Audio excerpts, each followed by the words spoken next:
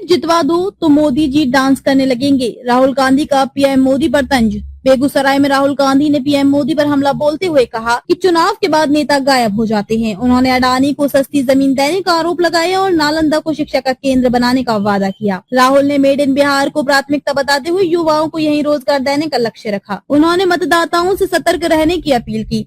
कांग्रेस के सांसद राहुल गांधी ने बेगूसराय में एक जनसभा को संबोधित करते हुए केंद्र सरकार और प्रधानमंत्री नरेंद्र मोदी पर तीखा हमला बोला। उन्होंने कहा कि चुनावों में नेता जो वादे करते हैं चुनाव के बाद वे गायब हो जाते हैं और बिहार के काम आना तो दूर, यहाँ के लोगों को रोजगार और जमीन तक नहीं मिल रही। राहुल ने मंच से कहा, आप कहो ये सीट जितवा देंगे तो मोदी जी डांस भी करने लगेंगे। उन्होंने महात्मा गांधी 1971 और वैश्विक संदर्भों का जिक्र करते हुए कहा कि भारत के हितों और जनता के सवालों पर सरकार मित्रों अंबानी और अडानी के पक्ष में काम कर रही है। राहुल ने आरोप लगाया कि 1 रुपए में अडानी को जमीन दी जा रही है, जबकि बिहार की जनता के लिए जमीन उपलब्ध नहीं करवाई जा रही। उन्होंने शिक्षा और नालंदा विश्वविद्यालय पर जोर देते हुए वादा किया कि उनकी सरकार आने पर नालंदा को फिर से शिक्षा का केंद्र बनाया जाएगा और बिहार में रोजगार पैदा किए जाएंगे ताकि लोगों को दूसरे प्रदेशों या विदेशों में मजदूरी न करनी पड़े। राहुल ने कहा, मैं आपको 2-3 गारंटी देता हूँ। दिल्ली में मेरी सरकार आई तो नालंदा विश्वविद्यालय और बिहार में अति पिछड़ों की सरकार। राहुल ने मोदी सरकार पर चुनावी धोखाधड़ी के आरोप भी लगाए और कहा कि बीजेपी व आरएसएस ने मिलकर चुनावी प्रक्रिया को प्रभावित किया है।